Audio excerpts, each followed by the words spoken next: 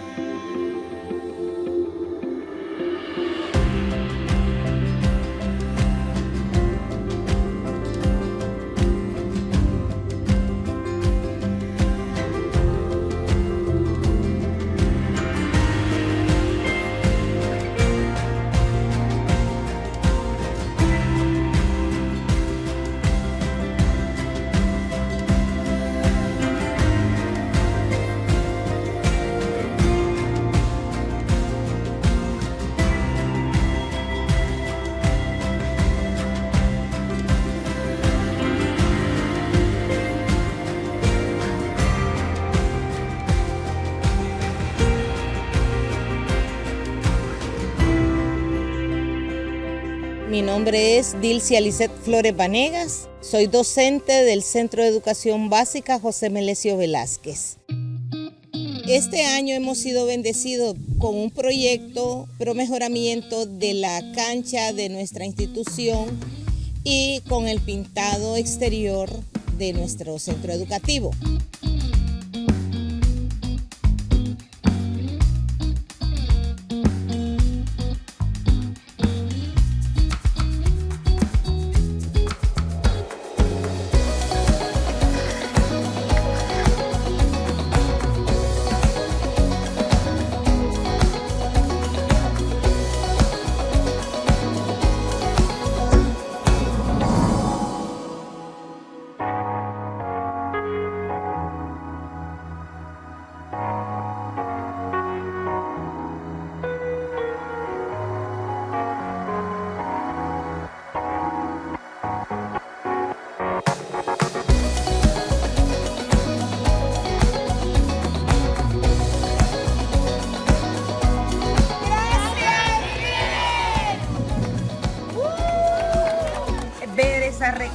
construcción de esa cancha no tiene precio.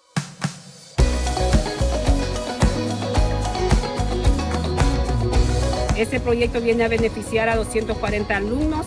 Gracias, River, estaremos eternamente agradecidos.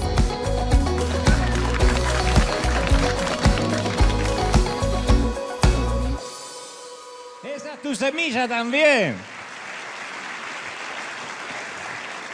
Hay un periodista, creo que está en Colombia, que está haciendo una suerte de investigación, pero investigación de la buena, porque dice, está preguntando si hay un interés político.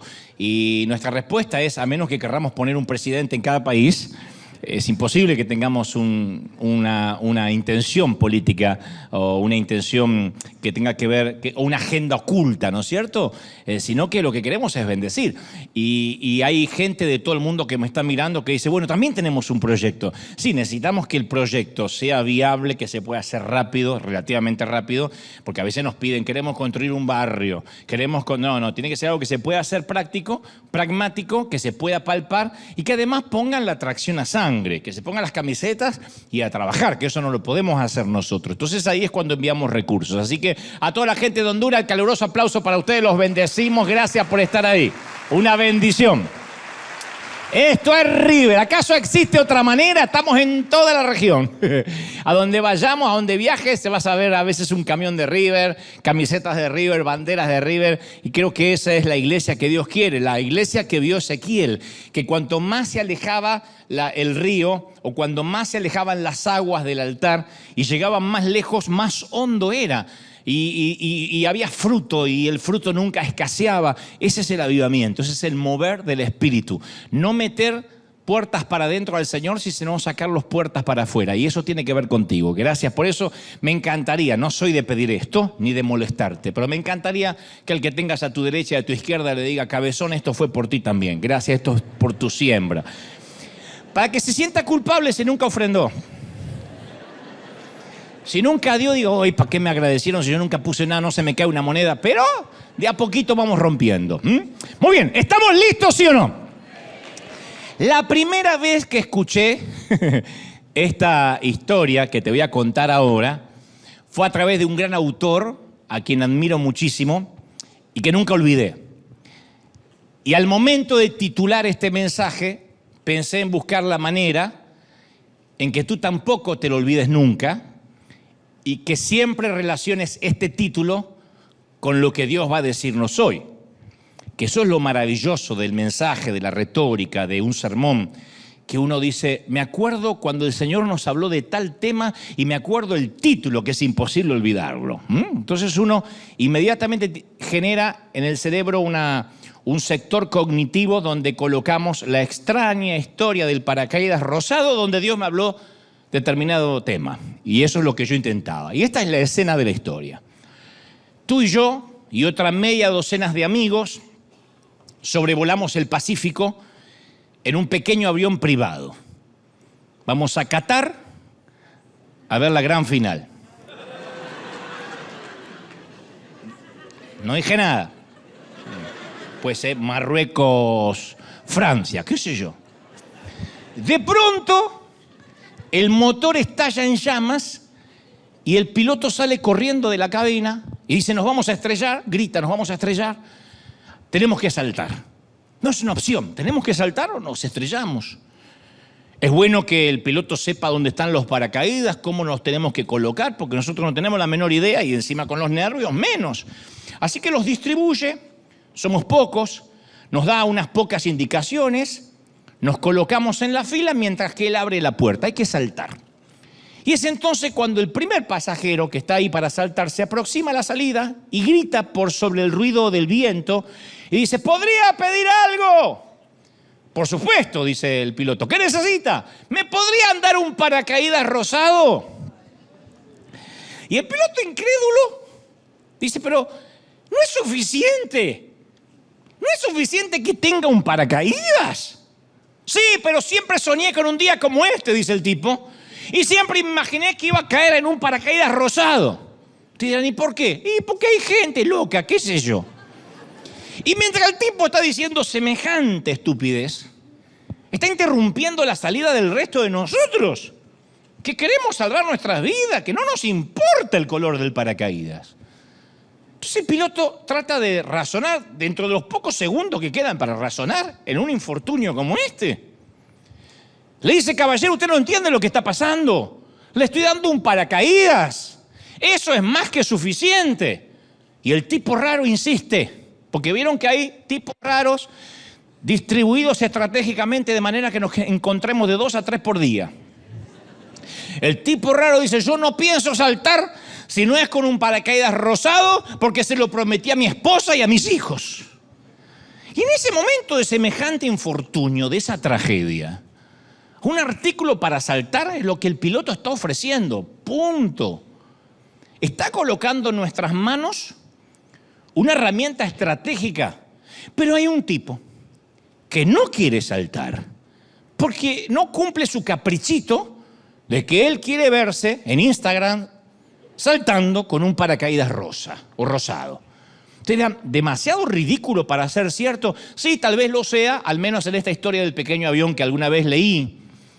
Pero ¿y si sucediera esto en la tierra, con gente y con respecto a la gracia? Porque, a ver, Dios oye miles de peticiones por segundo. Todo el mundo le pedimos algo. Algunas oraciones son legítimas, son centradas. Otras, olvidamos que lo único que tenemos que hacer es saltar, pero nos ponemos tercos a veces en la vida pidiendo un paracaídas rosado, en lugar de pedir lo que tenemos que pedir o agradecer por lo que ya se nos dio. Y por lo general, cuando empezamos a pedir un paracaídas rosado, cuando no tenemos que pedirlo, Dios nos responde con un empujón que nos deja flotando en el aire y sostenido por la gracia. Ahora, ustedes dirán, ¿está mal pedirle algo al Señor? No, no significa necesariamente que seamos raros como el tipo de la historia o exigentes. Simplemente obedecemos los mandamientos de Filipenses 4:6, que dice: sean conocidas vuestras peticiones delante de Dios. Eso está bueno. Sean conocidas vuestras peticiones delante de Dios. Ahora, ¿puedo yo hacerte una pregunta importante? ¿Qué tal si Dios dice no? ¿Está bien pedir? Está bien pedir. Pero Dios dice no, en este momento no. ¿Cómo respondemos? Si Dios nos dice: te he dado mi gracia, te he salvado del infierno, y eso va a ser suficiente para ti de este lado del sol. No te debo nada. Estabas condenada o condenado al pecado, te ibas a ir al infierno, me conociste, te salvé el alma, así que cuando te toque partir de esta tierra vas a venirte conmigo. Es todo lo que te puedo dar. Mi pregunta es: ¿quedamos satisfechos? ¿Nos alegramos? ¿Qué tal si el único regalo que Dios nos diera fuera su gracia para salvarnos? Nada más. Estabas perdido en el pecado, te ibas al infierno. Y ahora se te dio un paracaídas para que salves tu vida. La pregunta sigo insistiendo. ¿Nos contentamos con eso? ¿Estamos felices? Vamos por la vida y le pedimos a Dios que salve la vida de nuestro hijo. Está bien. Le rogamos que mantenga a flote nuestro negocio. Está bien. Le imploramos que elimine el cáncer de nuestro cuerpo. Está bien. Pero la pregunta hipotética es: ¿y qué tal si Dios dijera que te baste mi gracia? No hay ningún amén, como me imaginé. Ya no causa tanta risa el paracaídas rosado, como me imaginé. ¿Qué tal si Dios dice que te baste mi gracia? Punto. Desde la perspectiva del cielo, la gracia de ser salvo ya es suficiente. Se te salvó el alma. Punto. Es como un enfermo terminal que se le salva la vida del cáncer y él dice: sí, pero lo que pasa es que me quedaron marcas y cicatrices. Se te salvó la vida. Sí, pero yo no quería estar en la cama de un hospital en el posoperatorio. Se te salvó la vida. Uno agradece por haber salvado la vida. O sales de un incendio chamuscado con el pelo quemado y dices: sí, pero se me arruinó el peinado justo que fui a la peluquería. Pero se te salvó la vida. Entonces Dios dice: te estoy dando un paracaídas para salvarte del infierno, cabezón. Salta y ponte a salvo. Es todo lo que tienes. Y nosotros decimos: sí, está bien, Señor, pero ¿habría una posibilidad de un paracaídas rosado? Si Dios salva nuestras almas y luego nos deja viviendo leprosos o en una isla desierta, ¿sería injusto? ¿Nos estaría debiendo algo? Después de darnos la vida eterna, ¿Nos atrevemos a rezongar por un cuerpo dolorido, por una salud frágil? No digo que hay que estar agradecido. Digo, ¿nos atrevemos a rezongar? No tenías trabajo, no tenías empleo, otra hipótesis, no tenías empleo, te estabas muriendo de hambre, hace 6 meses que no comías. De pronto consigues empleo y te molestas porque no te dan 1 hora para comer. Yo sé que puede haber de esos en el otro servicio, no acá. Pero se molesta. No puede ser, pero me están usando, no soy un esclavo, nada más te dan 45. ¡No tenías empleo! ¿Podrías rezongar que te dicen comen 45 minutos o en media hora? Volvamos al tema que nos compete. Si Dios nos da las riquezas eternas, Jerusalén, cantamos hace un ratito, esa ciudad santa a la que queremos ir todos, ¿todavía nos atrevemos a lamentar la pobreza terrenal? No obstante, te voy a decir algo, a priori, antes que se depriman y se suiciden en masa. Te voy a decir esto. Dios no nos ha dejado, creo que a la mayoría, si no a todos, solo con la salvación. Porque si tienes oídos para escuchar estas palabras, los medios para haber llegado hasta aquí, ya tienes gracia sobre gracia. Si además desayunaste, ni te cuento. Ya tienes gracia sobre gracia, ¿sí o no? Porque la mayoría somos salvos y también somos bendecidos. Tenemos calzado. Nos podemos dar una ducha de tanto en tanto, aunque sea los miércoles. Pero también existen ocasiones cuando Dios, después de darnos su gracia, oye nuestras oraciones y nos dice, mi gracia es más que suficiente para ti. Punto. ¿Eso es injusto? ¿Dios sigue siendo bueno cuando el resultado no lo es tanto? Alguien se recupera del cáncer y decimos, qué bueno que es Dios, aleluya, Dios es bueno. Nos dan un aumento de salario y decimos, Dios es bueno, Dios es bueno. Dios sabe que necesitaba un aumento y una promoción, puesto que estaba tapado de deuda. Dios es bueno. Logramos ingresar a la universidad a la cual aplicamos. Nuestro equipo gana. Y decimos, Dios es bueno, Dios es bueno. ¿Qué es una falacia? Entre paréntesis, es una falacia en un mundial, en una Copa América, en la CONCACAF, decir que hay gente orando para que gane su equipo, porque todos pueden orar. Y Dios no pertenece ni a Brasil, ni a México, ni a Argentina. Dios sigue siendo Dios y no tiene nada que ver con el juego. Eso depende de cada uno, de los juegos, de un montón de situaciones, pero no tiene que ver Dios. Algunos se deprimen por esto, pero es así. No puede ser que yo diga, no, a los mexicanos yo no los escucho mucho. Portugal casi los escucho, pero tampoco. No. Pero nosotros decimos, Dios es bueno, nos dio una alegría al pueblo. ¿De verdad? Ahora la pregunta es, ¿daríamos gracias a Dios de igual manera si las circunstancias fueran diferentes?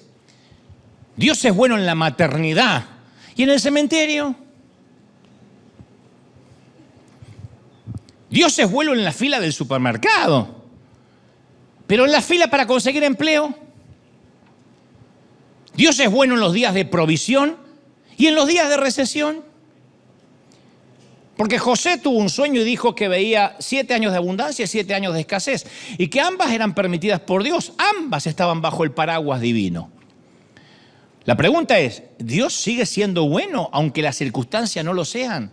Porque si no, tenemos que rever qué hemos creído. Si no, no venimos a la iglesia porque Dios es Dios, sino porque compramos un seguro médico, un seguro de vida. Entonces, la mayoría de nosotros entendemos esto, que es teología básica. Bueno, el Señor me dio la salvación, punto. Pero después, sin querer, es como que firmamos, o sentimos que firmamos, un acuerdo contractual con Dios, como si fuera un contrato unilateral. ¿Qué es un contrato unilateral? Un contrato que firma una sola persona. Y para que un contrato tenga sentido, tienen que firmar las dos partes. Pero uno siente que firma un contrato y que Dios también lo firmó. Dios nunca lo firmó, nosotros lo firmamos. ¿Cuándo lo firmamos a ese contrato unilateral?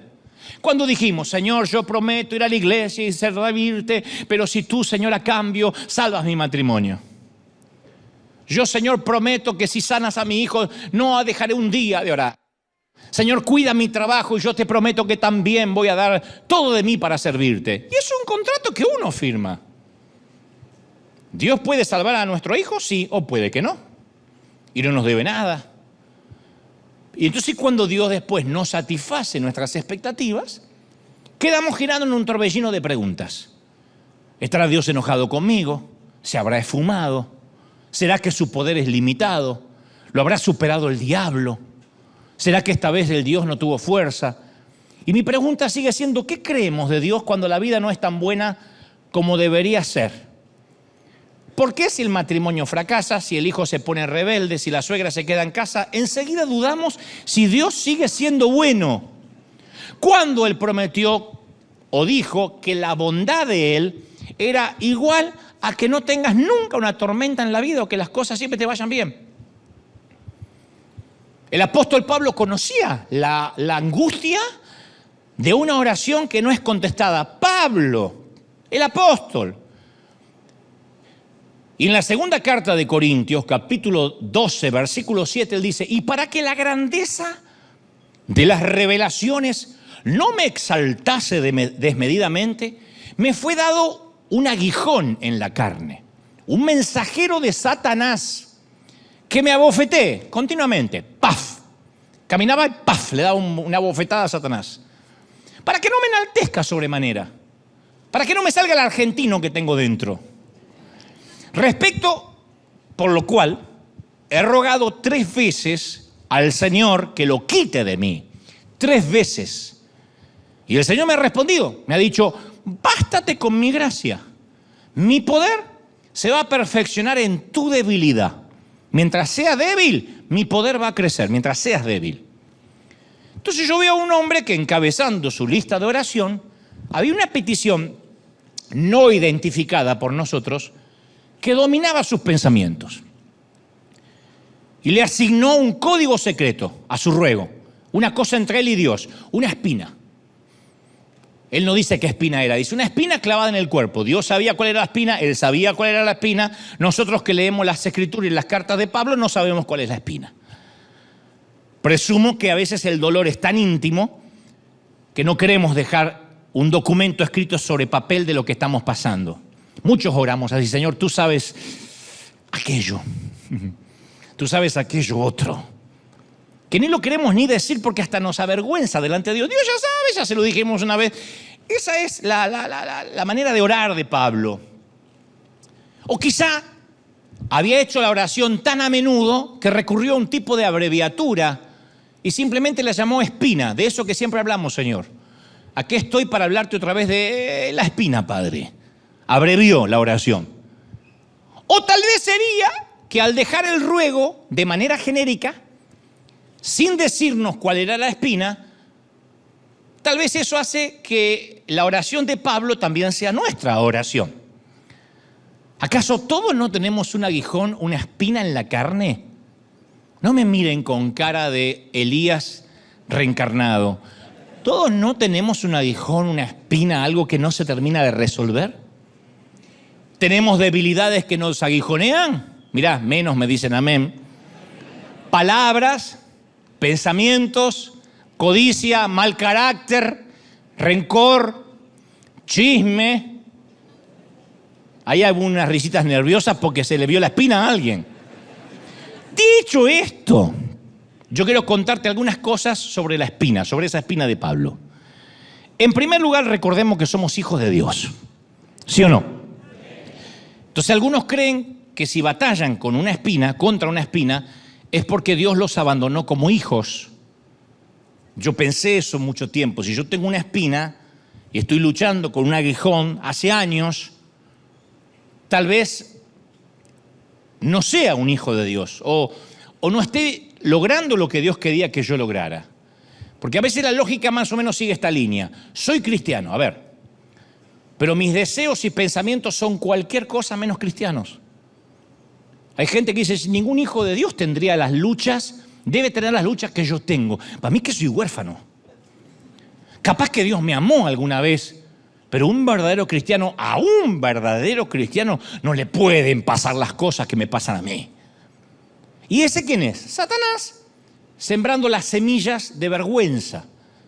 El enemigo, si no puede seducirte para que peques, te va a sumir en culpabilidad. Te va a revolver algo del pasado, algo de tu carácter para que la culpa llegue a instalarse en tu vida. Romanos 8:33 dice, ¿quién acusará a los hijos de Dios? Dios es el que justifica. ¿Quién es el que condenará? Cristo es el que murió, más aún el que también resucitó, el que además está a la diestra de Dios, el que también intercede por nosotros como abogado. ¿Quién te va a acusar? Nadie. Alguien tiene que aplaudir más que eso si lo cree. Nadie. ¿Estamos? Hace algún tiempo yo leí la historia de un muchachito que disparaba piedras con una honda. Nunca pudo darle al blanco a nada. Y al regresar al patio de su abuela, vio el pato favorito de la abuela. Así que impulsivamente, de la bronca que tenía, del coraje de no haber matado ningún pajarito, instintivamente apuntó al pato, lanzó la piedra, el proyectil acertó y mató el pato. Y el muchacho se asustó y escondió el ave muerta debajo de un montón de leña, pero notó que su hermana lo había visto todo, su hermanita. Y aquel día, después del almuerzo, la abuela le pide a su hermanita que le ayudara a lavar los platos y ella responde, hoy los va a lavar Juanito. Me dijo que tiene muchas ganas de lavar platos, ¿verdad, Juan? Y le susurró al oído, acuérdate del pato. Recuerda el pato. De modo que ese día, Juanito lavó los platos. ¿Qué otra alternativa tenía si su hermana lo estaba extorsionando? Y así siguió días y días y días. Juanito siempre lavaba los platos para sorpresa de la abuela y ella susurraba, recuerda el pato. Luego de varias semanas, harto de la extorsión, decidió que cualquier castigo iba a ser mejor que lavar platos toda la vida. Así que busca a la abuela y confiesa que lo había matado. Y la abuela dice, yo lo sé, Juanito, del primer día. Le di un abrazo. Estaba en la ventana, lo vi todo y te perdoné. Yo me preguntaba, ¿cuánto tiempo ibas a permitir que tu hermana te extorsionara? Lo había perdonado, pero todavía pensaba que era culpable. ¿Por qué? Porque prestó atención a las palabras de la acusadora. Y a nosotros también nos acusan a diario. Nos acusan de mentir, de inmoralidad, de codicia, de ira, de arrogancia. Y en cada momento el acusador presenta cargos contra nosotros. Él anota cada error, cada desliz. Y este fiscal actúa de oficio. Actúa de oficio, no tiene otro objetivo que llevarnos a juicio y presentar la acusación. Incluso su nombre significa acusador. Apocalipsis 12:10 dice, el acusador de nuestros hermanos, el que los acusaba delante de nuestro Dios día y noche. O sea que no hay descanso para el diablo. Nosotros nos tomamos vacaciones de cristiano, el diablo no. El diablo sigue siendo diablo 24 horas. Jesús murió para que nadie pueda acusarnos. No más platos de agua sucia, no más penitencia, no más hermanas que extorsionan. Nunca más la frase recuerda el pato. Cuando alguien te diga recuerda el pato, nunca más. Isaías 57 dice, porque Jehová el Señor me ayudará, por tanto no me avergoncé.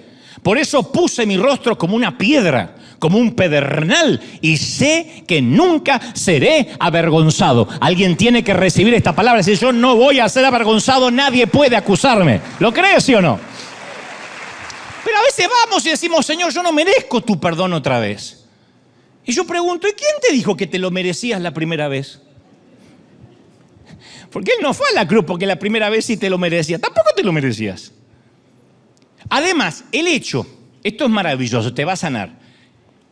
El hecho que tengamos un aguijón y que estemos bajo ataque, quiere decir que estamos del bando correcto. Pablo escribe lo siguiente en Romanos 7:14, dice, porque sabemos que la ley es espiritual, dice Pablo, mas yo soy carnal. Esto lo dice Pablo, no me miren a mí diciendo, lo confesó. Esto es Pablo, vendido al pecado. Porque lo que hago no lo entiendo. Pues no hago lo que quiero, sino lo que aborrezco termino haciendo, dice Pablo. Y si lo que no quiero, eso hago, apruebo que la ley es buena. De manera que ya no soy quien hace aquello, sino el pecado que está dentro mío, que mora en mí. Y yo sé que en mi carne no mora el bien, porque el querer hacer bien está en mí. Tengo intenciones de hacer bien, pero no puedo. Porque no hago el bien que quiero, sino el mal que no quiero termino haciendo. Eso hago. Y si hago lo que no quiero, yo ya no lo hago yo, sino el pecado que mora en mí. Usted dice, ¿qué quiso decir Pablo con toda esa catarsis, esa terapia y esa controversia? Yo lo único que noto es el tiempo verbal con el cual Pablo está escribiendo. Dice, el pecado que mora en mí, no el pecado que moró en mí, el que mora en mí. No dice, algún tiempo cuando yo no tenía a Cristo, hacía el mal. Dice, no, yo no puedo hacer el bien que quiero, sino que termino haciendo el mal que no quiero. Está hablando en tiempo presente. ¿Me están siguiendo? A nosotros nos cuesta horrores hablar en tiempo presente. Hace poco alguien siempre me dedican muchos videitos en YouTube, lo cual se lo agradezco mucho. Debo ser el influencer que menos trabaja y el que más view tiene. Porque me dedicaron un video diciendo, Dante habla de sus pecados y habla de sus debilidades y eso está mal. Pablo está diciendo el pecado que mora en mí. No describe una lucha del pasado, sino un conflicto del presente. Entonces usted dice, ¿y qué le pasaba a Pablo? Bueno, hasta donde sabemos, estaba librando una batalla espiritual, un combate espiritual, incluso cuando escribía esta carta. O sea, ¿quiere decir que Pablo batallaba con el pecado mientras escribía un libro de la Biblia? ¡Sí! ¿Acaso hay alguna ocasión más estratégica para que Satanás apunte contra él que cuando está escribiendo un libro de la Biblia? ¿Por qué pensamos que cuando uno sirve a Dios se acaban los ataques? ¿Es posible que Satanás temiera al fruto que iba a producir esta epístola de Romanos? ¡Obvio! Esto explica por qué cuando te decides servir a Dios se desata un infierno con tu marido. Cuando decides voy a no faltar ningún domingo en la iglesia aunque llueva, tu hijo le agarra el espíritu de Caín, de Coré y de Nabucodonosor, todo junto. ¿Podría ser que Dios le teme al fruto de nuestra vida como le temía al fruto de esta epístola? ¿Pudiera ser que estamos bajo ataque? No porque seamos débiles, sino porque el Satanás sabe que vamos a ser muy fuertes. Y tal vez espera que al derrotarte hoy tendrá un misionero menos, un dador menos, un servidor menos, un predicador menos con el cual luchar mañana. Por eso Pablo agrega, miserable de mí, en Romanos 7:24. Termina diciendo, miserable de mí. ¿Quién me librará de este cuerpo de muerte? Dicho en forma sencilla, somos impotentes para batallar solos contra el pecado. Por eso luego Pablo, de hacer esta pregunta retórica, ¿quién me librará de este cuerpo de muerte?, se la autorresponde. Dice, gracias doy a Dios por Jesucristo Señor nuestro, el que nos salvó primero y todavía nos vuelve a salvar. Alguien tiene que aplaudir por ese Dios. ¡Aleluya! ¡Menos mal! Gracias a Dios que nos salvó y todavía nos salva. Todavía nos salva. Di conmigo, todavía me salva. ¡Qué lindo! Nunca hay un punto en el cual seamos menos salvos que el primer momento que Él nos salvó. Nunca. Sencillamente porque gruñimos durante el desayuno, no quedamos condenados al infierno para el mediodía. Cuando perdimos los estribos ayer, no perdimos la salvación. Esto le causa urticaria a un montón de gente en la iglesia, en otras congregaciones, pero es así. Nuestro nombre no desaparece y aparece de vuelta en el libro de la vida, dependiendo de nuestro humor o de nuestras acciones. ¿Cómo lo sé? Porque primero por la Biblia, que te lo voy a demostrar paso a paso, y segundo porque soy papá. El que es papá o mamá sabe que no deja de tener al hijo porque se porta mal. Ahora tengo un hijo. ¿Tiene hijos, señora? No, no tengo ninguno. Gracias a Dios, no tengo ninguno. Al otro día, ¿tiene hijos? Tengo 2. ¿Y cómo los tuvo desde ayer a hoy? No, es que ayer no tenía porque habían desobedecido. Ahora que son obedientes los tengo, ¿de verdad? ¿Un bebé que ensucia el pañal deja de ser tu hijo? ¿Cuando está limpio es tu hijo? Bueno, para algunos padres sí, pero la madre no. Dice Romanos 8:1, pues ahora ninguna, di conmigo, ninguna. Qué lindo, me gusta. Por eso los pastores hacen repetir, porque es un vicio. Digan conmigo, ninguna. ¡Ay, qué lindo! Ninguna condenación hay.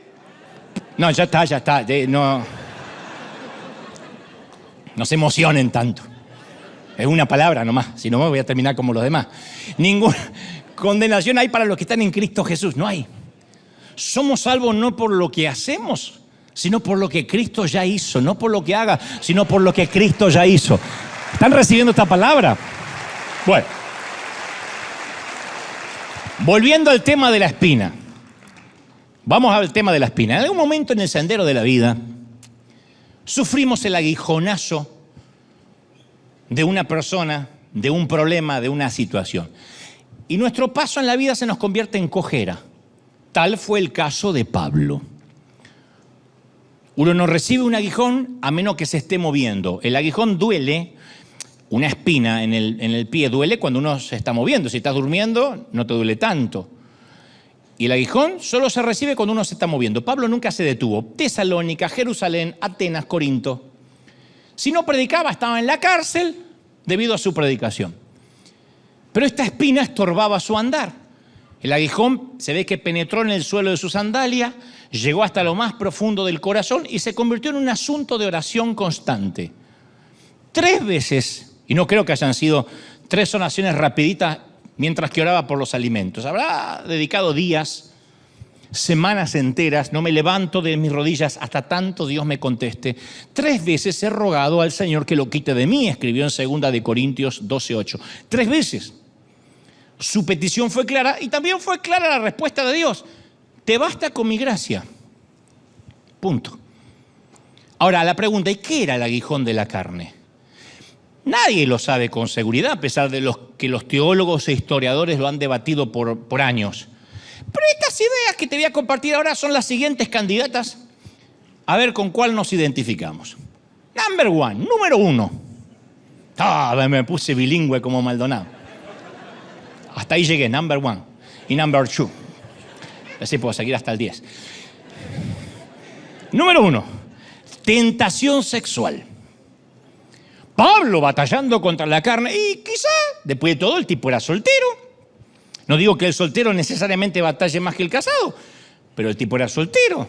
Y describe la tentación como alguien que lo conoce de primera mano, la conoce de primera mano. Dice, yo sé que en mi carne no mora el bien, porque el querer hacer el bien está en mí. Porque no hago el bien que quiero, sino el mal que no quiero, eso hago. Romanos 7:18. ¿Está Pablo pidiéndole a Dios que lo libere de una vez por todas de la sed lujuriosa por esas aguas prohibidas? Puede ser. No hay que pensar que la gente que está en las Escrituras eran asexuados necesariamente, eran ángeles encarnados. Como sea, si esto fue, qué bueno que Pablo batalló como cualquier ser humano. Nunca te preguntaste, no el tema necesariamente sexual, cualquier batalla. Nunca te preguntaste, ¿por qué un día le digo sí a Dios y al siguiente día parece que le estoy diciendo sí a Satanás? ¿Por qué si ya sé los mandamientos de Dios, por qué después en la semana parece que no tengo el deseo de obedecerlos? Este conflicto no significará que no soy santo, de que no soy salvo, lo cual es peor. Y estas son las preguntas de Pablo y de muchos creyentes. El domingo, por ejemplo, lees Mateo 5:22, que dice, cualquiera que se enoje contra su hermano, que se enoje, no dice que lo agarres a trompada, que se enoje, será culpable de juicio. Pero para el martes se te vuela la paloma, te bajan los buitres y querés ahorcar a tu marido mientras ronca, con la almohada, despacito. Pero si habías leído que vas a ser culpable de juicio, sí, pero te olvidaste. Lees Mateo 5:28. Cualquiera que mira a una mujer para codiciarla, ya adulteró con ella en su corazón. A las 2 horas estás mirando traseros ajenos por Instagram. No pasa acá, pero en otro servicio hay muchos. Lees Mateo 5:37 y repites, sea vuestro hablar sí, sí, no, no, porque lo que es más de esto, de mal procede. Pero cuando hablas, exageras un poquito, nunca permites que la verdad te arruine una buena historia. ¿Alguno no entendió esa frase? No importa. Le agrega o le quita. Le agregas un condimento, le pones algo de tu cosecha, exageras un poquito, mientes. Tú dices, si yo ya sabía que tenía que decir sí, y sí o no y no. Lees Mateo 7:1 y te enteras que Jesús dice, no juzgues, para que no seas juzgado.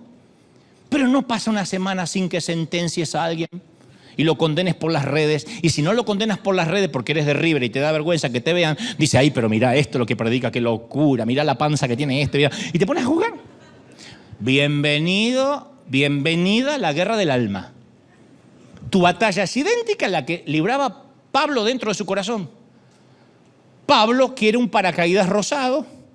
Y Dios responde, ¿acaso no es suficiente que tengas un paracaídas? Que mi gracia te baste, que mi gracia te baste.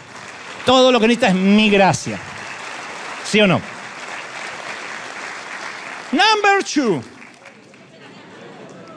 Tal vez el problema no era la carne, sino sus enemigos. No era la tentación, sino la oposición. El pasaje da indicios de esto, dice, un mensajero de Satanás. Tal vez tenía a alguien que lo molestaba, que lo perseguía. Porque Pablo, vaya, caramba, que tenía sus opositores. Había quienes cuestionaban su apostolado, había algunos que socavaban su mensaje de la gracia. Y 2 de Corintios 11:23, él relata, en peligros de muerte estuve muchas veces.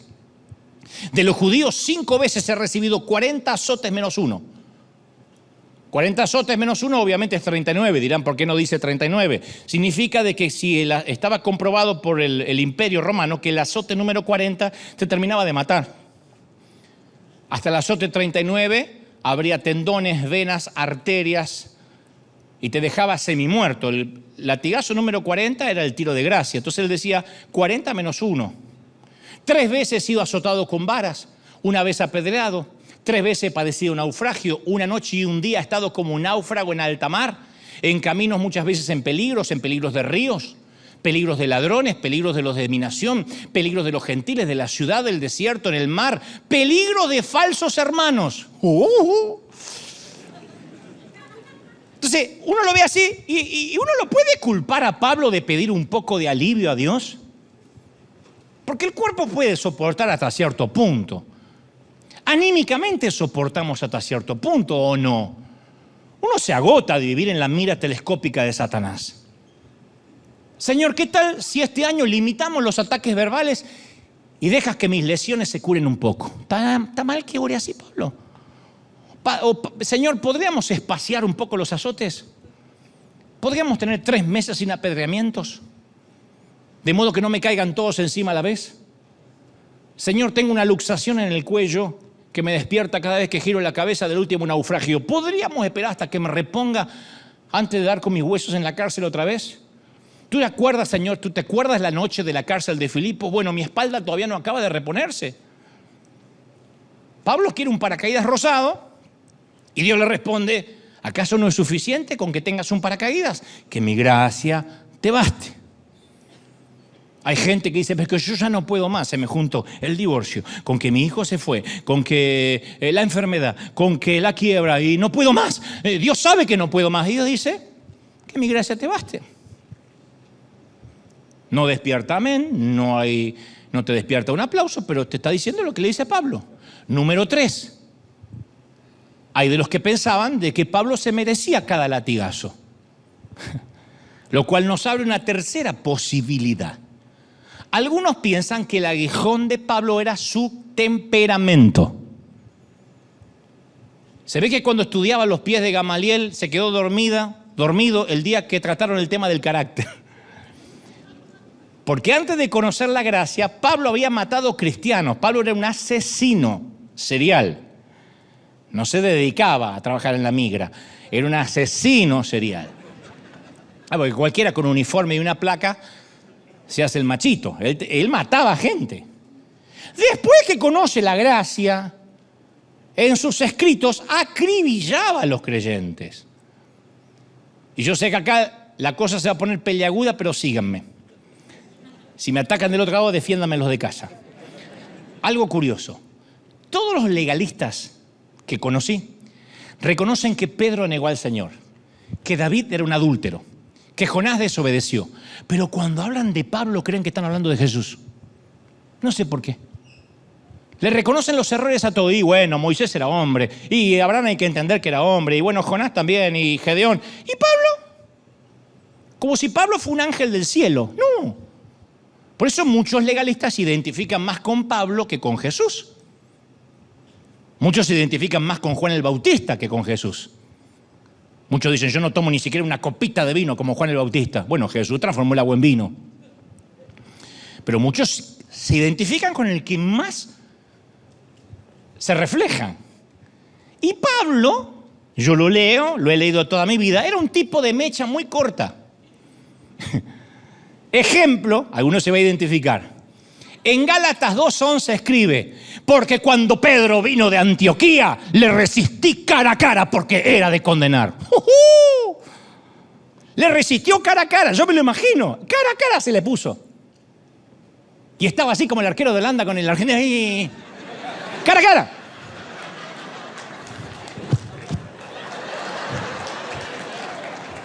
Callate, bobo, anda para allá, le dijo.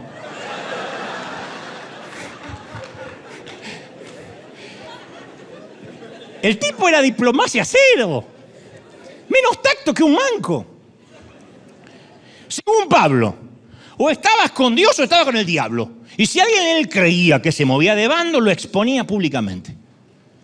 En 1 de Timoteo 1:20 le escribió, de los cuales están Himeneo y Alejandro, a quienes entregué a Satanás, para que aprendan a no blasfemar. De ahí que algunos dicen, a veces hay que entregar gente a Satanás.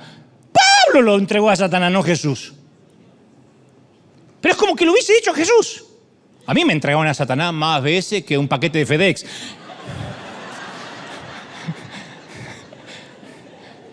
Y UPS, a Satanás le entrego a Dante. Ya me lo entregaron tantas veces. Vivo en la puerta de Satanás yo porque me entregan todos los días.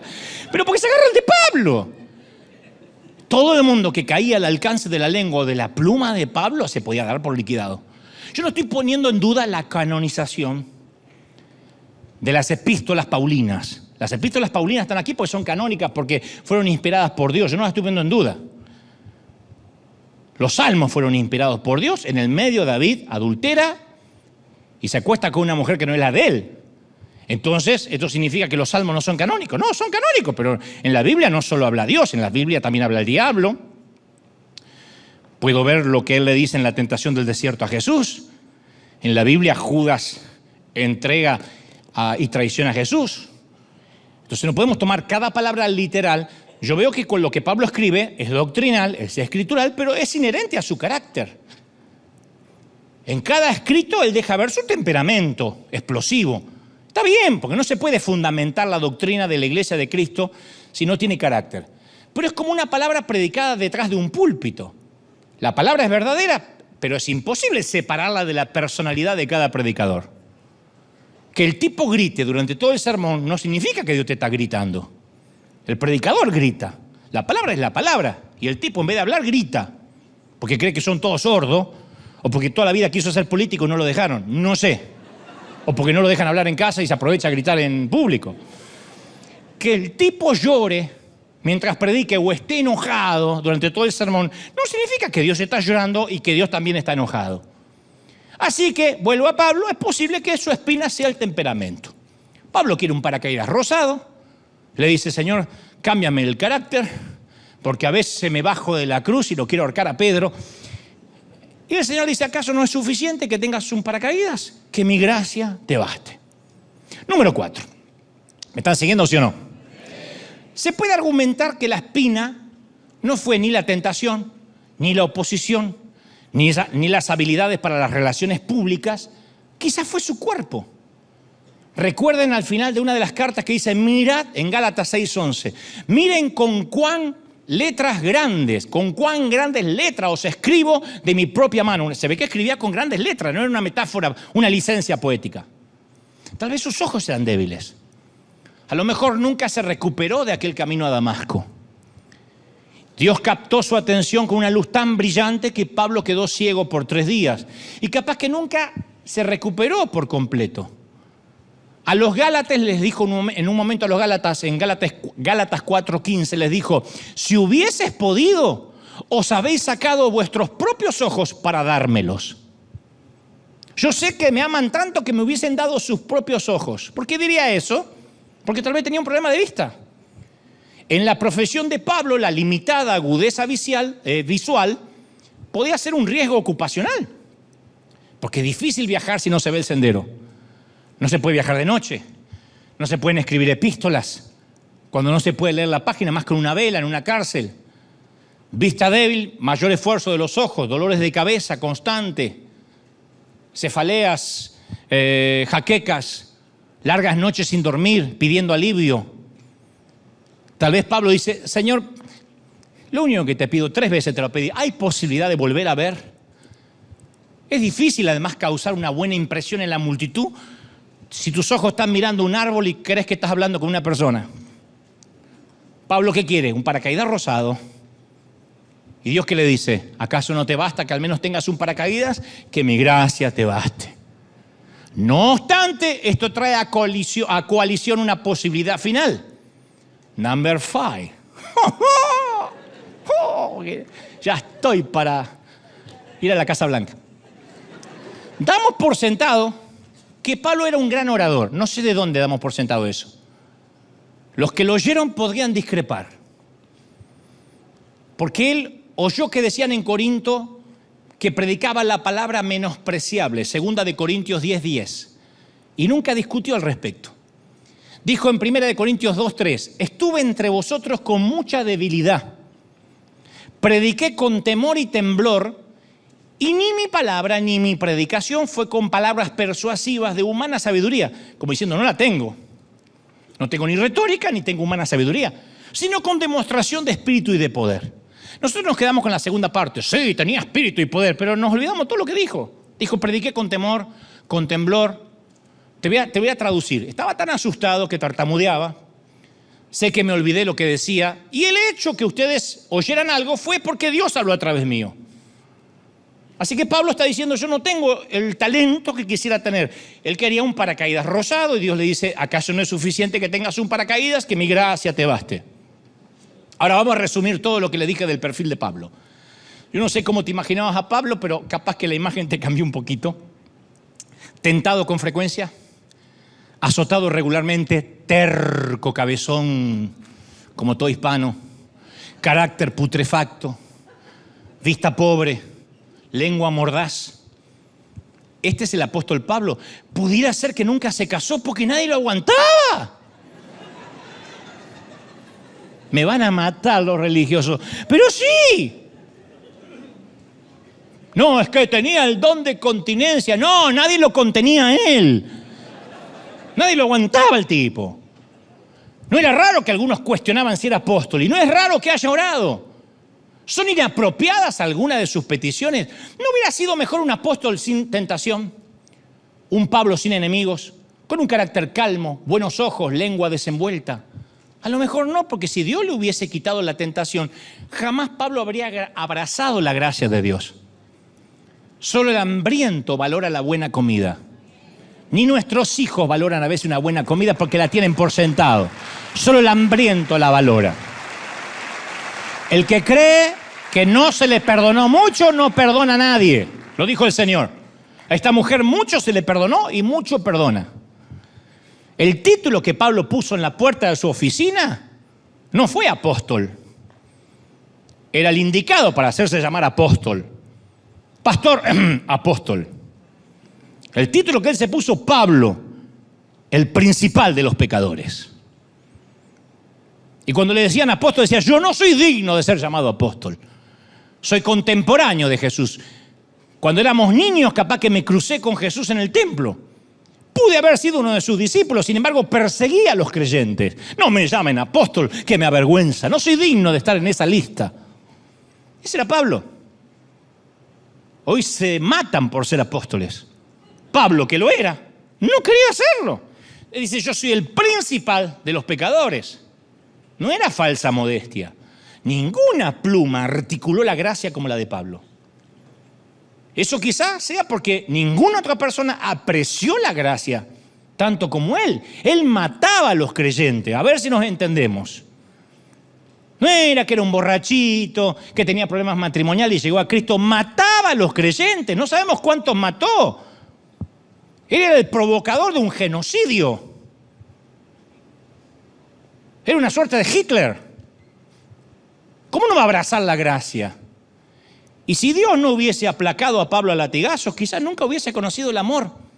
Fue Pablo el que escribe en 1 Corintios 13:3, si entregase mi cuerpo para ser quemado y no tengo amor, de nada me sirve. Y vaya, él sabía lo que era entregar el cuerpo para ser quemado, para recibir latigazo, para lo que sea. Porque siempre la persecución tamiza los motivos. Antes de la pandemia, las iglesias estaban repletas de gente. Una pandemia, 3 gotas de moco, quedó la mitad. La persecución, la pandemia, un chino comiéndose murciélagos, tamiza los motivos, los cuela. Y si Dios a Pablo lo hubiese hecho manso y gentil, ¿quién hubiese enfrentado a los legalistas? ¿Quién hubiese confrontado a los hedonistas, retado a los criticones? Pablo tenía un carácter, tenía que tener carácter. Creo que lo elige el Señor por su temperamento. Eso no significa que no tenga que tener con una soguita cortita, porque enseguida Pablo perdía demasiado el temperamento. La carta a los Gálatas está en nuestra Biblia porque Pablo no soportaba una gracia diluida. Él dijo, ¿qué? ¿Usaréis la gracia para pecar más? De ninguna manera. Nadie hubiese escrito con semejante vehemencia. Las cartas a los Corintios están en nuestra Biblia debido a la intolerancia de Pablo por la fe mediocre. Él dijo, lo que tienen no es fe. Entonces la franqueza de Pablo no era Roberto Carlos, ¿se acuerdan? Yo quiero tener 1 millón de amigos. Que Roberto Carlos fue un precursor, antes de las redes ya tenía 1 millón de amigos. Pero logró muchos discípulos Pablo. ¿Y qué tal los ojos de Pablo? Si Dios le sanaba la vista, ¿habría tenido las revelaciones que tuvo? Porque mientras que el resto de la gente observaba el mundo, Pablo tenía visiones tan grandes que no las podía expresar en palabras. En 2 Corintios 12:3 dice, y conozco a un hombre, hablando de él en tercera persona. Si en el cuerpo, fuera del cuerpo, no lo sé, eso lo sabe Dios, que fue arrebatado al paraíso, donde oyó palabras inefables, que al hombre no les es dado expresar. De tal hombre, de ese hombre, me voy a gloriar. Pero en mí mismo no me voy a gloriar en nada. Si me voy a gloriar va a ser en mis debilidades, porque sabía que si fue arrebatado hasta el cielo, no fue porque era el más santo, gracia. ¿Y qué me dices de la oratoria de Pablo? Nada intoxica más que la aprobación de una multitud. Nada más nocivo que los fans del campeón. Yo puedo lidiar con las críticas porque lidio muy bien con los aplausos. Para los que dicen, ¿y cómo te aguantás las críticas? Que las críticas las tomo de quién vienen. Pero para tomar las críticas de quién viene, tengo que tomar los aplausos también como de quién vienen. Yo estoy consciente que los que hoy gritan Hosana van a gritar crucifícale en 3 días. Siempre. Y esto no para mí, esto para ustedes. El que hoy victoria y te dice, vamos, vamos, campeón, mañana al primer error te liquidó. Porque así somos. Es el complejo del trapecista. Miramos a alguien que sube hasta que nos duele el cuello y queremos que se caiga. Entonces los aplausos pueden marearnos, desenfocarnos mucho. Sencillamente Dios pudo haberle dado el aguijón para mantenerlo sobrio al apóstol, para que no se crea los aplausos de nadie. Entonces el Dios que detesta el orgullo hace lo necesario para evitar que Pablo caiga víctima del orgullo. Entonces te preguntas por qué Dios no elimina la tentación de tu vida. Señor, quita la tentación, estoy harto de caer en lo mismo. Si lo hiciera, tal vez te apoyaras en tu fuerza o en tu doctrina en lugar de hacerlo en la gracia de Dios. Él sabe que necesitas unos cuantos tropezones para convencerte que la gracia es suficiente para tu pecado. Te pregunta por qué Dios no elimina los enemigos que tienes. Tal vez porque quieres que ames como Él ama. Porque cualquiera ama a un amigo, pero pocos aman a su enemigo. ¿Qué importa si no le caes bien a todo el mundo? Su gracia es más que suficiente para que contentes al público de uno, para que le agrades a Dios. Te preguntas por qué Dios no cambia tu personalidad. Es posible que tú también tengas algunas áreas ásperas. Dices cosas que lamentas, haces cosas que después cuestionas y dices, ay, no puedo con mi carácter, es que me sale de adentro. ¿Por qué Dios no te hace más como Él? Sí que lo está haciendo, solo que todavía no terminó. Y hasta que no termine, su gracia es más que suficiente para vencer tus defectos. Te preguntas por qué Dios no te sana. Estás harto de vivir a medicamento. Tener pastillas en la nevera, en la mesa de luz, depender de la insulina. Y te preguntas una y otra vez, Señor, ¿por qué tú no me sanas? ¿Por qué tú no haces la obra de una vez? Si Él ya te sanó. Porque si estás en Cristo tienes un alma perfeccionada y un cuerpo perfeccionado. Pero capaz que su plan es darte el alma ahora y el cuerpo cuando llegues a tu último hogar. Él nunca prometió que sí o sí, con la salvación, incluía el paquete de la salud.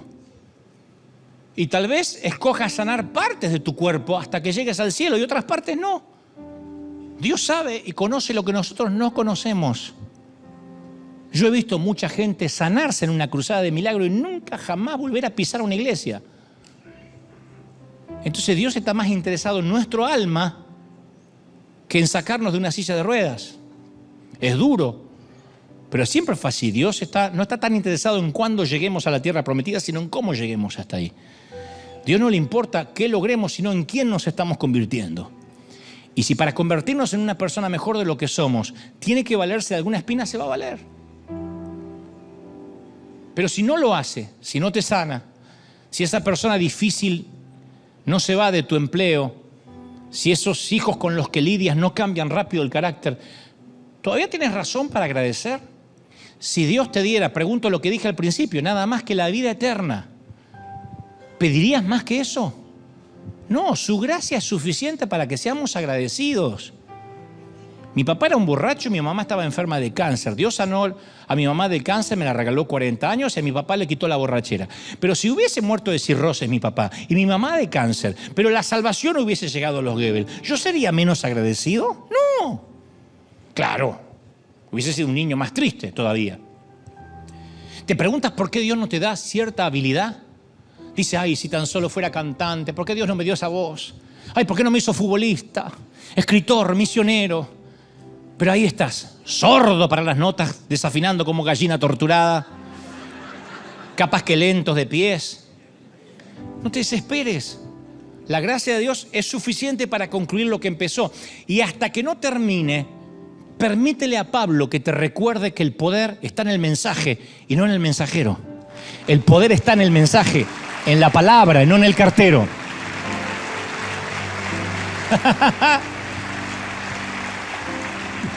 Por eso digo siempre, yo soy un cartero y se enojan. No eres pastor, ya lo has dicho, eres un comediante. Soy pastor técnicamente, soy ministro ordenado de la Asamblea de Dios en Argentina, lo soy acá en Estados Unidos, tengo un doctorado de la Universidad Teológica, técnicamente lo soy.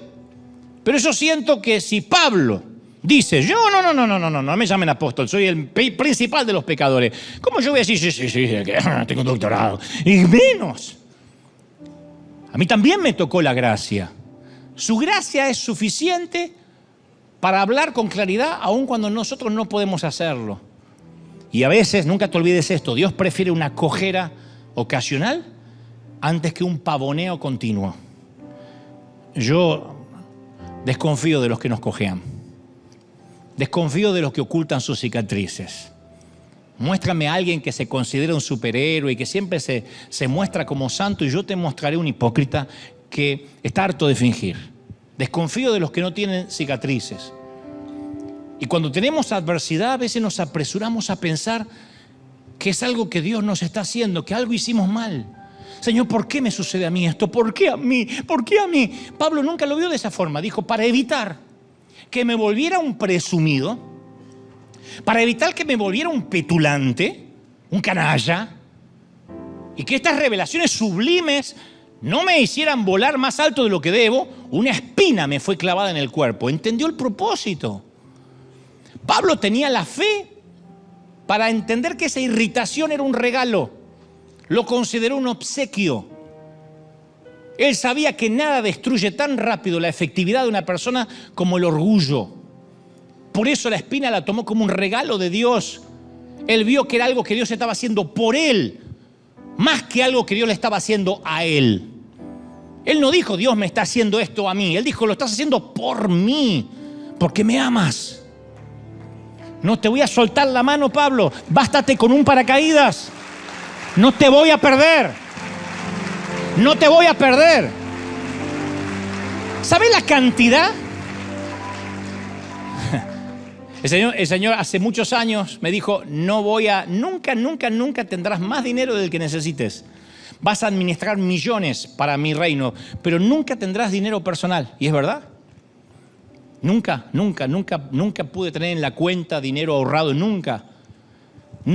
Y el Señor me dijo en esa profecía, recuerdo, en una reunión de hombres de negocios en Uruguay, hace muchos años.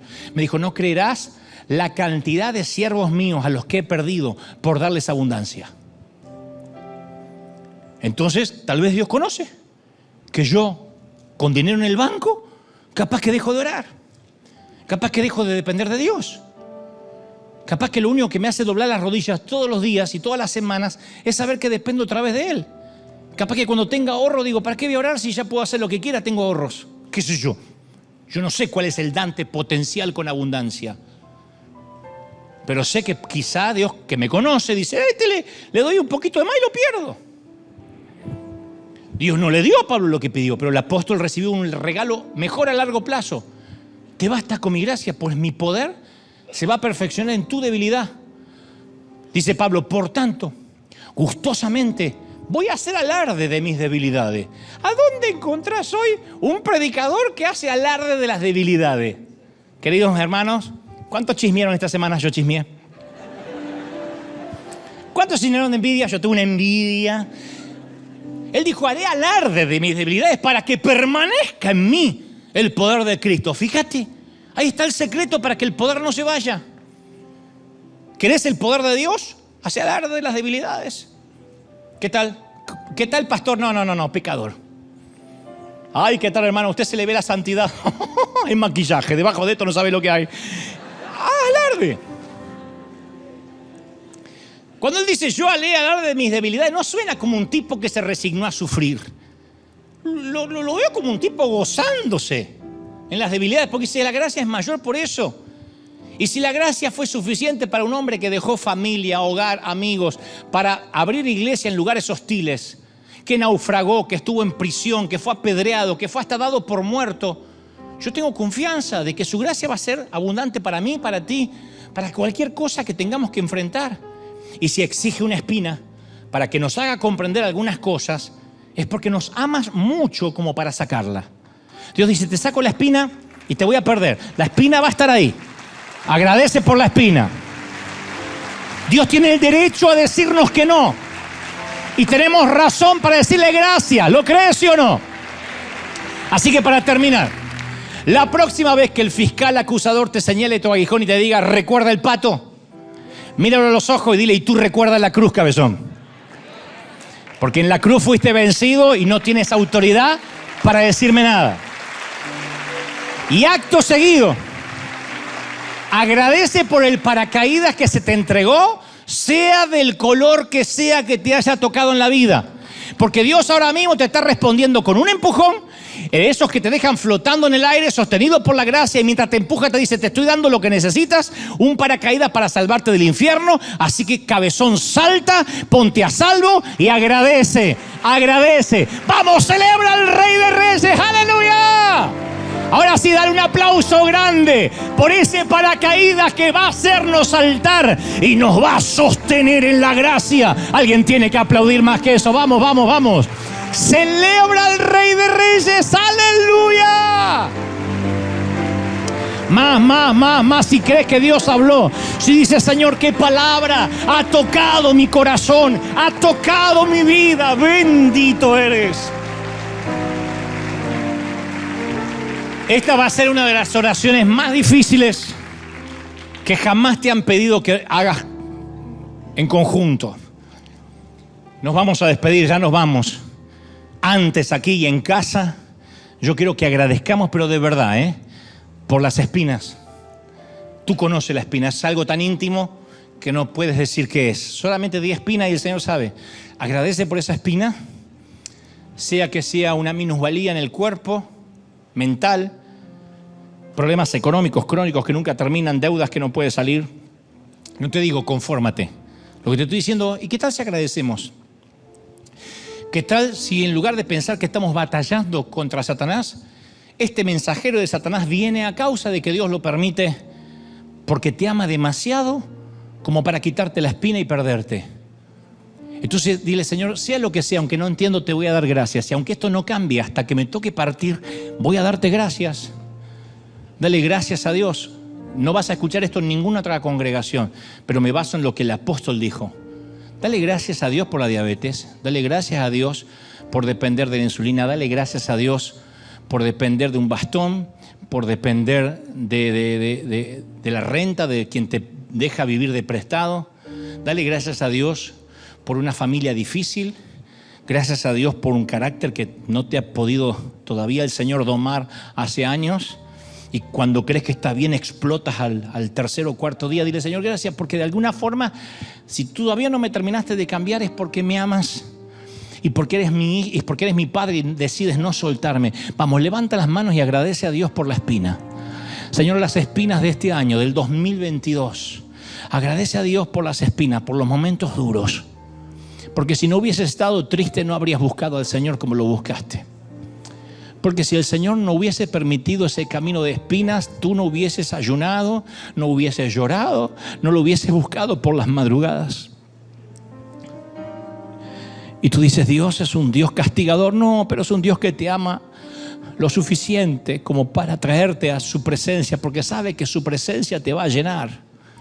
De otro modo vas a llenarte con alcohol o con cigarrillo o con sexo promiscuo o con pornografía. Y Él sabe y no te va a perder. Y Él dice, si yo quito este aguijón, yo no sé si... Yo estoy convencido de que no vas a orar como oras. Así que le dice, Señor, no entiendo esto, pero para que yo no me crea gran cosa, tú has permitido este aguijón y yo agradezco. Agradece por la pandemia, agradece por los momentos duros, agradece por las personas que Dios decidió llevarse a su presencia. Sé que las extrañas horrores, pero dile, Señor, gracias, porque en tus propósitos cumplieron un plan y te tenían que ir. Y aunque yo no lo entiendo de este lado del sol, no voy a ser egoísta, voy a darte gracias, porque algo tenías planificado. Dale gracias al Señor. Y mientras lloras y mientras buscas su presencia, dile gracias por esta espina. Gracias, Señor. Perdónanos por haber pedido paracaídas rosados, por haber sido tan torpes en orar sin sentido, pero ahora, Dios, sea hecha tu voluntad. A mí me alegra que el Señor tampoco quería la copa, así que tener el conflicto me hace parecer a Jesús. Me alegra que el Señor dijo, Padre, pasa de mí esta copa, no quiero ir a la cruz. Me alegra que tuvo el conflicto, al menos en el huerto. Y si tienes conflictos, estás pareciéndote a Jesús. Dile, Señor, no quiero más, estoy harto. Pero el Señor me dice, soporta, vamos, resiste. Hay fuerzas del cielo sobre ti, hay bendición de Dios sobre ti. No te dejo hasta que no haya hecho contigo lo que dije que iba a hacer. Te bendice el Señor. Todos orando, todos. Presencia del Espíritu, sopla. Ahí está la mano de Dios. Levanta tus manos y bebe. Estás recibiendo fuerzas para el año que viene. Aunque no termina todavía diciembre, el Señor me dice, yo estoy fortaleciendo a mis hijos. Yo estoy fortaleciendo a mi pueblo para los tiempos que van a venir. Agradece por la espina. Agradece. ¿Quién sabe? Quizás se termina el tiempo del aguijón. No obstante, dile, Señor, aunque no entienda, gracias. Ahora es cuando la iglesia, ahora se ven los verdaderos hijos de Dios.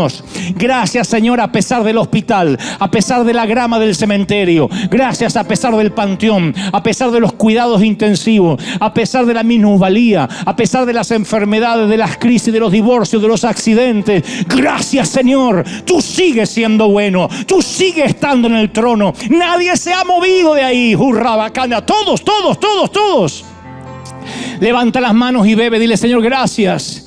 Gracias por las victorias, por las derrotas. Gracias por las veces que me creí sentir solo, porque tú estabas ahí fortaleciendo mi carácter.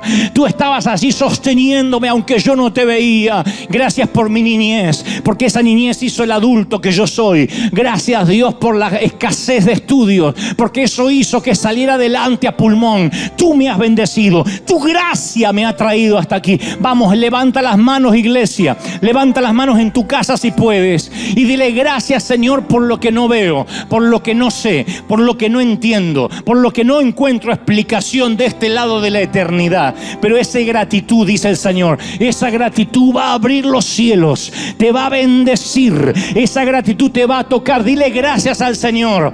Dale gracias por las parejas rotas. Dale gracias por la gente de la cual te libró. Dale gracias por el país que dejaste. Dale gracias por el empleo que te despidieron. Dile, Señor, yo no entiendo, pero hay un propósito superior. Y aunque no lo entiendo, yo me gloriaré en las debilidades. Yo me pondré feliz en mis debilidades, sabiendo de que hay un propósito. Padre, lo creo, lo declaro. He transmitido a tu ejército lo que creo me has dicho que diga. He predicado lo que creo me has dicho en un día lluvioso en Anaheim, pero también donde la lluvia llega al alma y nos sana y nos toca y nos bendice. Lo creo, lo declaro, y seamos libres, seamos benditos, sanos en el cuerpo, en el alma y en el espíritu. Dale un aplauso al Señor y agradece por lo que Él ha hablado hoy.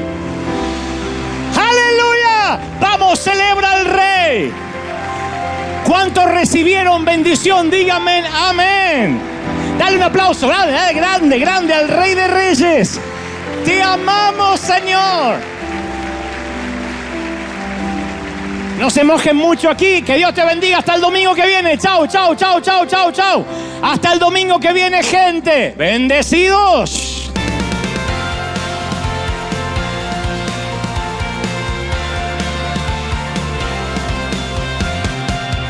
Apareciste una noche de soledad, abandonado y perdido te reconocí. Tu voz diciéndome no temas, yo estoy aquí. El Padre me envió por ti y me curaste las heridas, me sanaste, mi Jesús. Todas mis cargas las dejaste allí en la cruz. Algo tan grande no lo puedo comprender. Oigo tu dulce voz diciéndome una y otra vez: oh, oh, oh, oh, eres bienvenido, eres amado una y otra vez. Oh, oh, oh, oh, bienvenido a River, eres amado.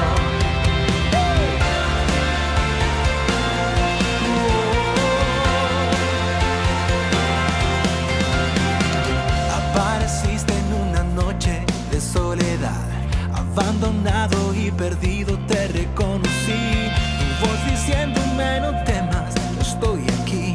El Padre me envió por ti y me curaste las heridas, me sanaste, mi Jesús. Todas mis cargas las dejaste allí en la cruz. Algo tan grande no lo puedo comprender. Oigo tu dulce voz diciéndome una y otra vez: eres bienvenido, eres amado una y otra vez. Bienvenido a mí, eres amado una y otra vez. Eres bienvenido, eres amado una y otra vez. Bienvenido a River, eres amado.